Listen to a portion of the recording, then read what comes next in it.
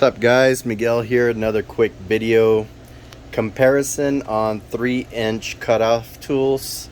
Milwaukee M12, this is the tool that we've had, and the other one that I just got the other day is the Dewalt 3-inch cutoff tool XR. It's a 20 volt versus the 12 volt. The Milwaukee seems a lot smoother. I don't know if that's because it's a 12 volt tool versus a 20 volt tool. This one seems a lot stronger,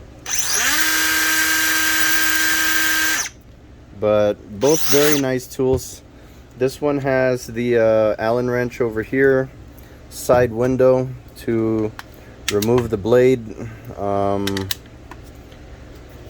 Milwaukee doesn't have the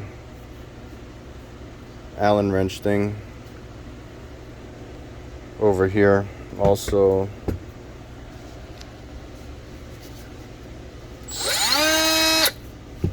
smooth with the right battery, they'll stand up. Let me see.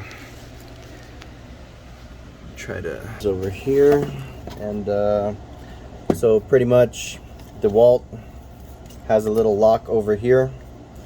If you have it all the way down, release the lock, you could just remove the dust collector, and then you could just use it just like this. LED light. Very nice tool. I've been wanting this for 2 years, but ended up not getting it because we had this one available. Milwaukee tool, same thing. You go release it. Let's see, release it, and then it just comes out.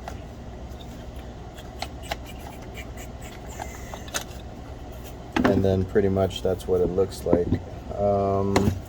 We do use this tool a lot, that's why it's so dirty, cutting plastic and stuff.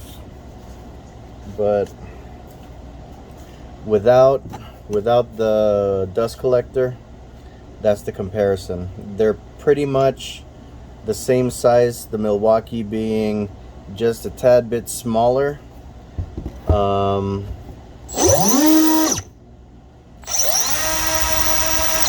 DeWalt does seem a lot more powerful, but I think that's just because of the battery. Probably do a 5 amp hour battery on this, and it would probably do the same. But for smooth cutting wise, this Milwaukee M12 fuel feels a lot smoother than this one. Trigger control,